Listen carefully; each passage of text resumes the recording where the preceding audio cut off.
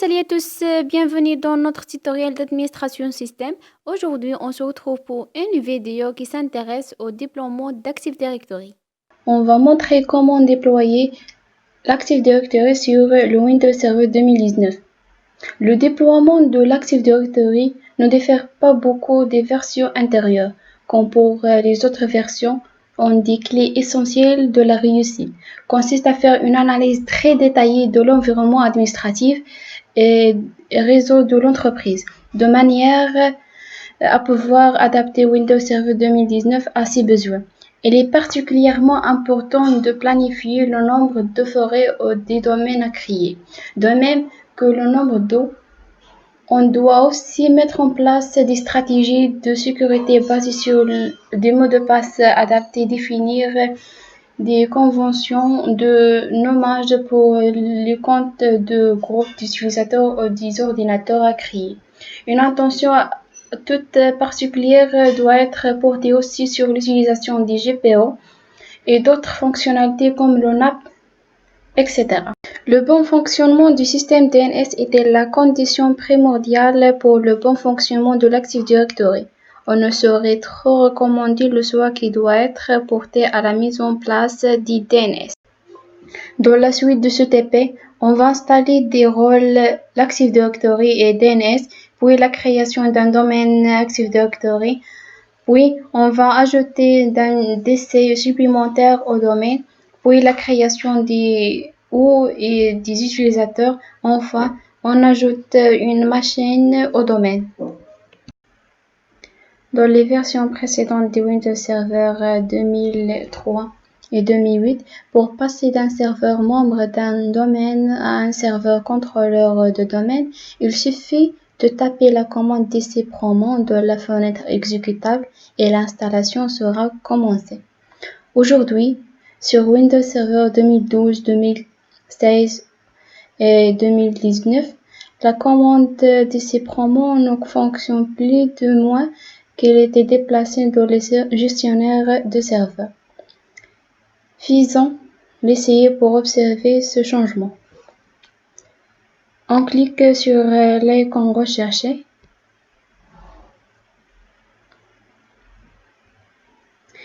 Puis tapez la commande dcpromo.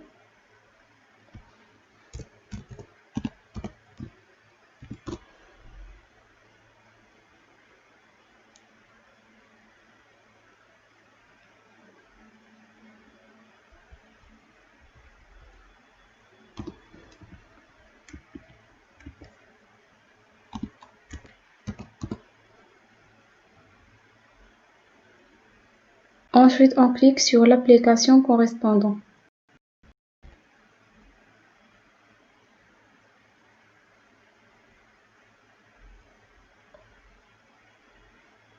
Comme indiqué précédemment, cette commande ne marche plus directement et il faut installer le rôle via le gestionnaire de serveur. Pour installer les rôles et les fonctionnalités via le gestionnaire des serveurs, on ouvre la fenêtre de gestionnaire de serveur, puis choisir l'option d'ajouter des rôles et des fonctionnalités. Parmi les objectifs de ce TP, c'est que nous voulons installer le rôle Active Directory Domain Service. Pour cela, on va choisir l'installation basée sur un rôle ou une fonctionnalité comme type d'installation. Puis, on va faire suivant. Dans cette étape, il faut choisir sur quel serveur on souhaite pour installer le rôle qui nous intéresse. Dans notre cas, nous n'avons qu'un serveur. Depuis l'angle de rôle de serveur, on coche le rôle Active Directory Domain Service. Pour pouvoir installer le rôle ADDS, il faut associer plusieurs fonctionnalités. Puis, cliquez sur Ajouter des fonctionnalités pour valider cette étape.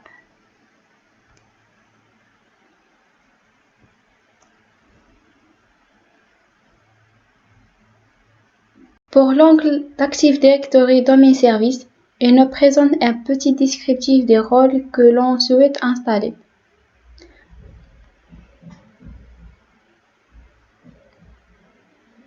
Pour chaque installation des rôles, il faut redémarrer la machine. Alors, pour éviter le redémarrage manuel à la fin de chaque installation de service, on coche l'option de redémarrage automatique.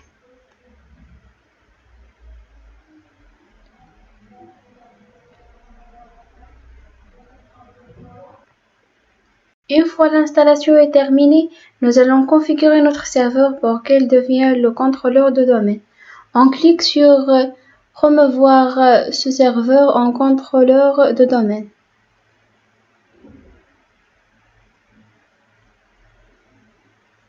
Pour configurer le déploiement du service de domaine d'Active Directory et comme notre domaine n'existait pas, on crée une nouvelle forêt.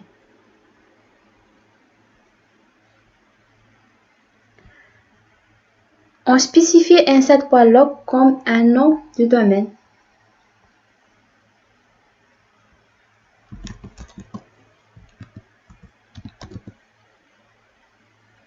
Puis valider le choix par le bouton suivant.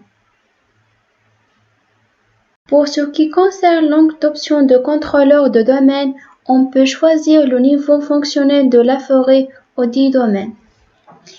Ici, on va choisir Windows Server 2016 pour nos futurs TP. Comme on n'a pas de serveur DNS, il faut installer cette fonctionnalité pour le contrôleur de domaine. Et aussi, il est demandé de mettre un mot de passe du mode restauration.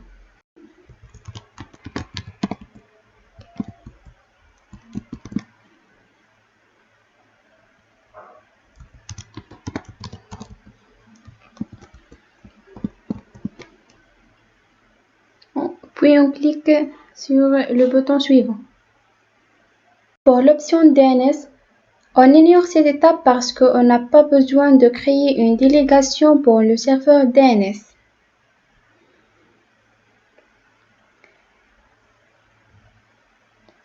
Une vérification de nom NetBIOS attribué au domaine NSAT.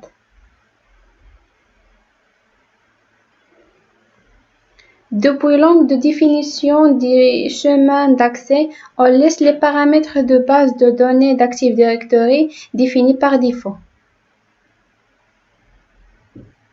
L'angle d'examiner les options nous donne un résumé de paramétrage pour notre serveur.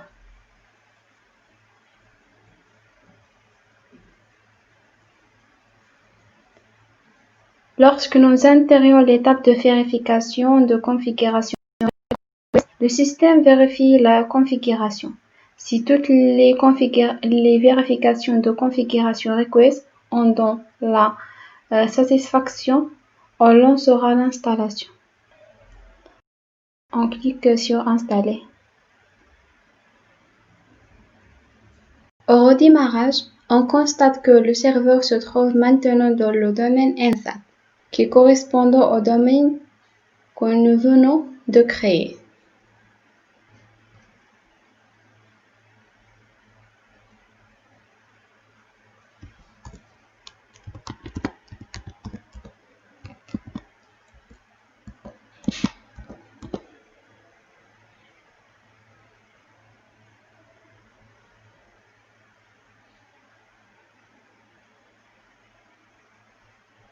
Après le démarrage de la machine Windows Server 2019, dans le gestionnaire de serveurs, on remarque deux nouveaux services, Active Directory, Domain Service et DNS. On peut avoir aussi dans le cadre des propriétés de serveur que le serveur ne se trouve plus dans le groupe de travail Workgroup, mais dans le domaine NSAT. Par la suite de cette vidéo, je vais aborder la manière de configurer le serveur DNS de le serveur 2019. Nous savons que chaque ordinateur directement connecté à l'Internet possède une adresse IP propre. Cependant, les utilisateurs ne veulent pas travailler avec des adresses IP numériques de gens sans 192.168.4.10, mais plutôt avec un nom de domaine ou des adresses plus explicites qu'on appelle Totally Quantified Domain, et tout simplement pour faciliter l'accès aux utilisateurs comme www.google.com. Ainsi, il est possible d'associer des noms en langage courant aux adresses numériques. Grâce au serveur DNS, il effectue en effet une sorte de corrélation entre les adresses IP et les noms de domaine associés. Ceci s'inscrit dans ce qu'on appelle la résolution de nom de domaine ou la résolution d'adresse. Donc, avant de configurer le rôle que vous devez l'avoir installé au préalable sur notre serveur au niveau de gestionnaire de serveur, je passe directement à la configuration. Premièrement, je clique sur l'outil. Je sélectionne le rôle DNS afin d'ajouter une nouvelle zone de recherche inversée.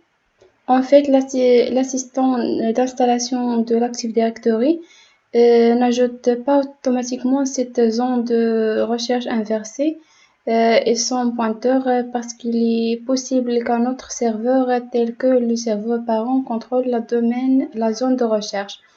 Dans mon cas, aucun autre serveur comme celui-ci n'auront à la faire. J'ai ajouté une zone de recherche.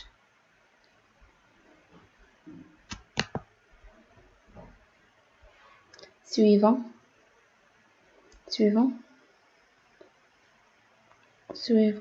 Dans mon cas, je garde IPv4 puisque je travaille au IPv4. Ensuite, je saisis l'adresse de réseau.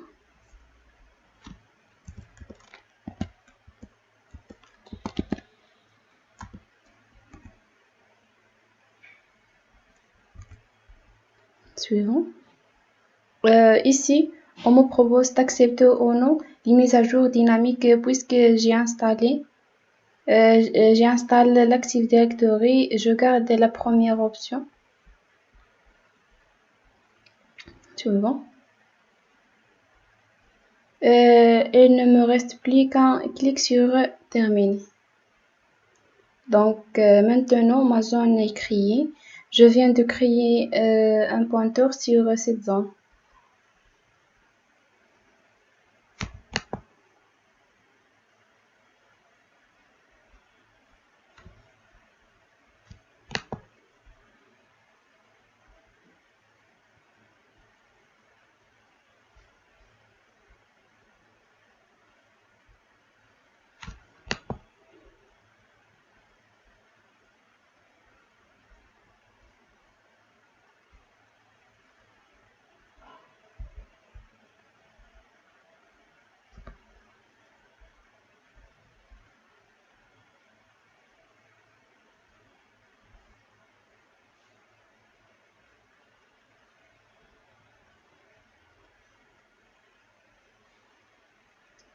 Donc voilà, il ne reste plus qu'à redémarrer le serveur.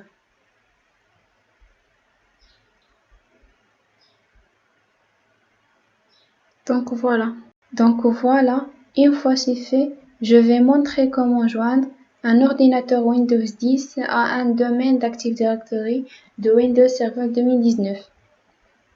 Je commence par aller au menu Démarrer. Par la suite, faire un clic droit sur l'ordinateur afin d'afficher ses propriétés.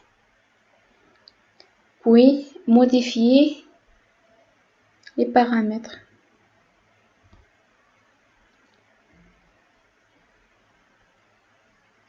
Ici, je sélectionne domaine afin de saisir le nom de domaine auquel je souhaite joindre l'ordinateur.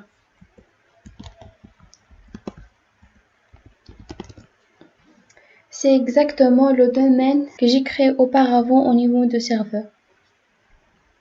OK. Yes.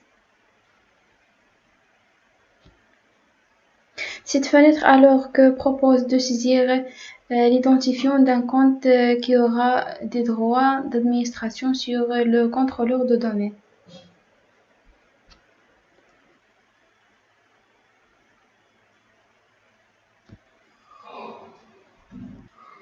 Donc voilà, le poste appartient au domaine.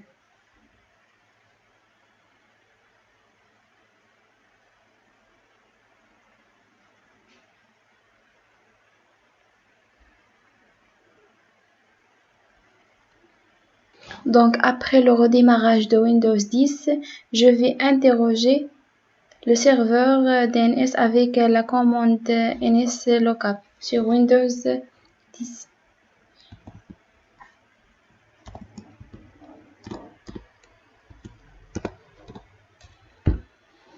Et voilà. Je vérifie est-ce que la machine entre à la zone INSAT. Oui, c'est exactement le nom de la machine. Donc, pour créer un utilisateur, je vais donc créer un utilisateur au niveau des outils d'administration en Windows Server 2019. Je clique ensuite sur la section dédiée aux utilisateurs d'ordinateur et l'Active Directory.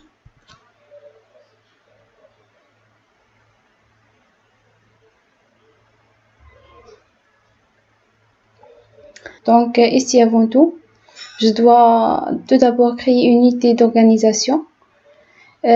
Si on fait une sorte de conteneur d'Active Directory,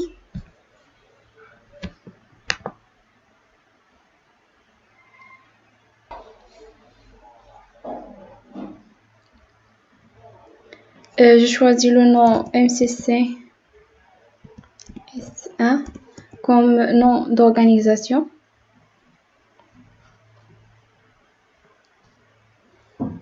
Ici, je peux créer un utilisateur.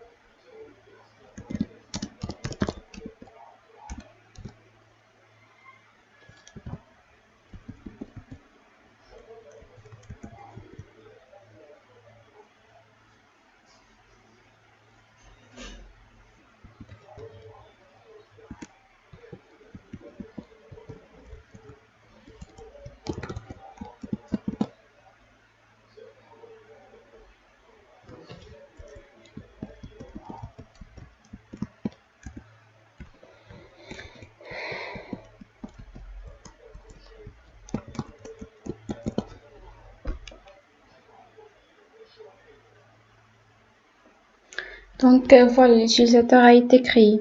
Donc maintenant, je me dirige à Windows 10 afin de saisir l'authentification de mon utilisateur.